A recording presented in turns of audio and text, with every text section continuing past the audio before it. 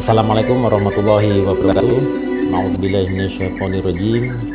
Bismillahirrahmanirrahim. Asyhadu an la ilaha illallah wa asyhadu anna Muhammadan abduhu wa rasuluh. La nabiyya ba'da. Allahumma shalli ala sayyidina Muhammad wa ala alihi washabbihi ajma'in. Amma ba'du. Bismillah sadri wa yassir li amri wahlul 'uqdatam min lisani yafqahu qawli. Amin. Jumpa lagi sahabat Pendikar Pecahan. Kita ketemu lagi di channel Pendikar Pecahan bersama saya Gunadi Widi Nur Cahyong. Nah sahabat, kembali saya mengulang apa yang pernah saya sampaikan, bahwa channel ini bukan pengajian, bukan motivasi, tapi semata-mata adalah sharing, sinau bareng atau belajar bersama. Ya, sahabat Pendikar Pecahan belajar, saya pun juga belajar. Jadi kita saling berbagi. Nah, pada kesempatan ini saya juga berbagi kepada sahabat tentang sebuah kisah. Satu ketika ada seorang ulama ahli fikih, sahabat, ulama ahli fikih, ahli hukum yang sangat dihormati dan disegani. Satu ketika ulama ahli fikih ini ditinggal oleh istrinya yang sangat dicintai. Istrinya yang sangat dicintai dipanggil ke rahmatullah, dan ini membuat ulama tersebut sangat terpukul dan sangat sedih, karena ulama tersebut sangat mencintai dan sangat mengagumi istrinya tersebut, sehingga karena saking sedihnya dan saking terpukulnya, maka ulama ini kemudian mengasingkan diri dan mengurung diri, tidak bersosialisasi, tidak lagi bergaul dengan orang lain. Nah, satu ketika ada seorang wanita datang ingin menemui atau bertamu ke rumah ulama tersebut. Ketika dia mengetuk pintu, mengucapkan salam, dan ternyata ulama tadi tidak bersedia untuk menemuinya. Ketika diberitahu bahwa tujuan wanita ini adalah untuk meminta fatwa, ulama tersebut menolak untuk memberikan fatwa. Tapi wanita tadi tidak menyerah, sahabat. Dia tetap gigih, tetap sabar, tetap menunggu di depan pintu rumah ulama tersebut. Nah, sehingga karena kesabaran dan kegigihannya tersebut, akhirnya ulama tadi memperbolehkan wanita tadi untuk masuk ke dalam rumah. Setelah wanita tersebut masuk ke dalam rumah sang ulama, kemudian wanita itu menyampaikan maksudnya. Tuan, kedatanganku ke sini bertujuan, ulangi. Tuan, tujuan saya datang menemui Tuan adalah untuk meminta fatwa. Fatwa apa yang engkau minta? Begini Tuan, beberapa waktu yang lalu saya meminjam sesuatu kepada tetangga saya, dan tetangga saya bersedia untuk meminjamkannya, lalu saya memakainya untuk beberapa lama. Setelah saya memakainya beberapa lama, pemilik benda itu, pemilik barang itu mengutus seseorang untuk meminta barang itu kembali. Dia menyuruh seseorang untuk memberitahu saya supaya saya mengembalikan barangnya kepadanya. Maka kemudian saya memutuskan untuk menemui Tuan untuk meminta fatwa. Apa yang mesti saya lakukan? Apakah saya mesti mengembalikan barang tersebut? Karena mendengar penuturan wanita tadi, sang ulama ya terkejut, ya heran. Demi Allah, tentu saja ibu harus mengembalikan barang itu barang pinjaman. Nah, mendengar jawaban dari ulama tersebut, si ibu tadi berkata, oh begitu ya Tuan. Lalu kenapa Tuan mesti bersedih, kemudian mengurung diri, setelah ditinggalkan oleh sang istri?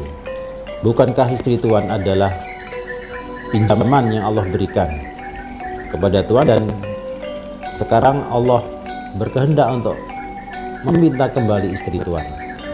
Nah, mendengar perkataan wanita tadi, seketika ulama tadi tersadar bahwa sebenarnya dia tidak perlu bersedih, tidak perlu sampai terpukul dan berlarut-larut dalam kesedihan, karena segala sesuatu ini bukan hak kita, tetapi hak Allah Subhanahu wa Ta'ala yang memiliki segalanya.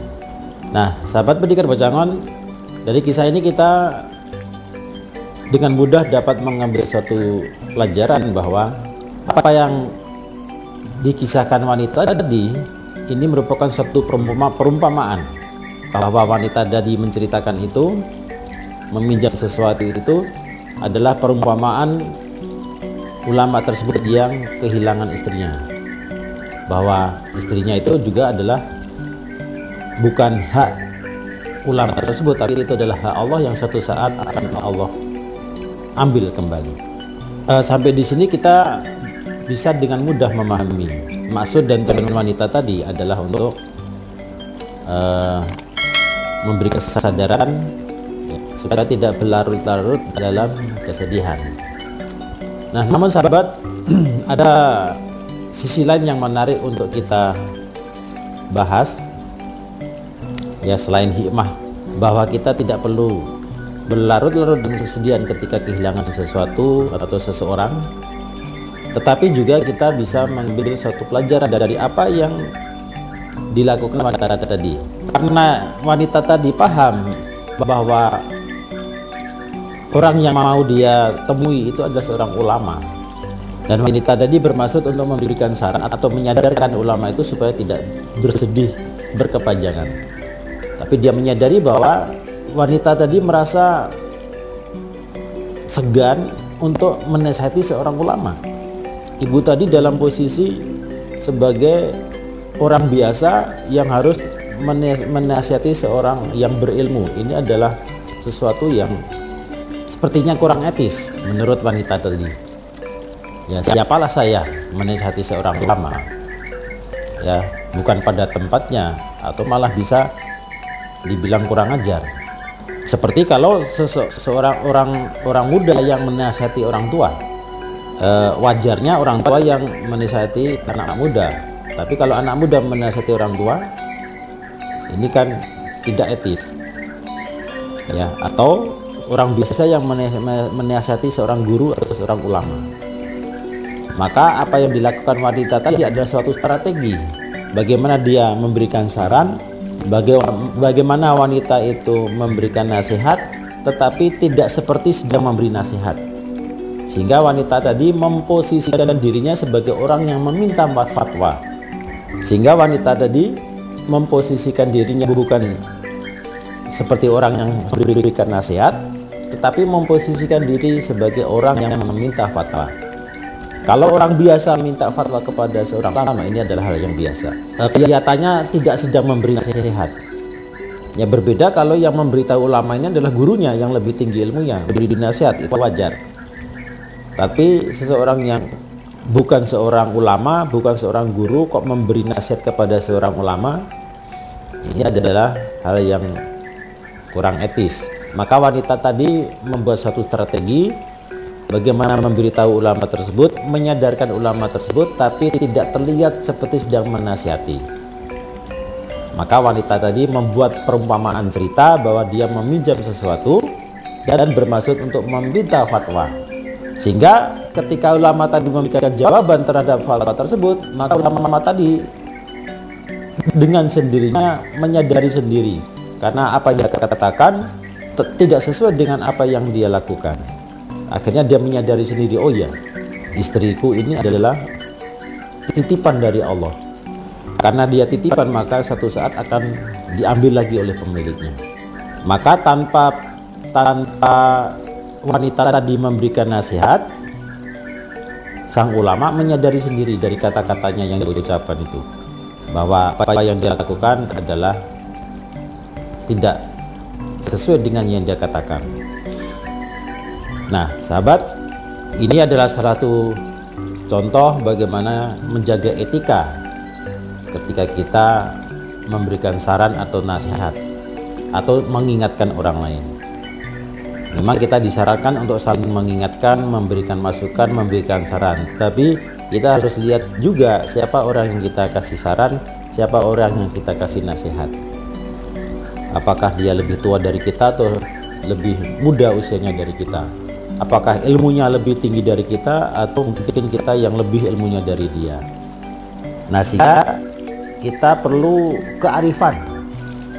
Ya, memang tujuan kita, maksud kita benar, tetapi benar saja tidak cukup. Kita harus juga bijaksana, harus arif dalam melakukan suatu tindakan, walaupun tindakan itu baik dan benar. Karena di atas kebenaran dan kebaikan itu ada kebijaksanaan. Demikian sahabat, semoga kisah ini bermanfaat untuk sahabat Pendikar Bocahngon dan khususnya kepada saya sendiri yang menyampaikan. Kita ketemu lagi di episode mendatang dengan kisah dan topik yang berbeda, tetap di channel yang sama, channel Pendikar Bocahngon. Terima kasih sahabat telah mengikuti channel ini.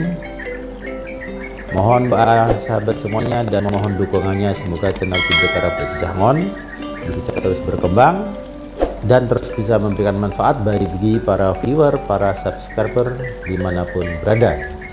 Nah, bagi sahabat yang belum subscribe, silahkan subscribe, berikan komen yang membangun.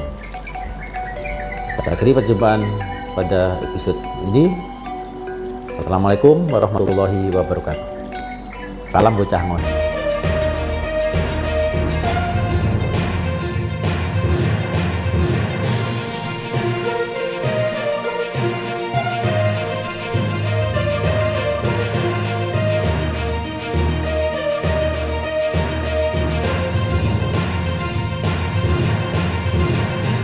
Setelah masuk ke dalam rumah, ulangi. Oh, no. Nah, setelah ulama tersebut masuk ke dalam rumah wanita, kebalik.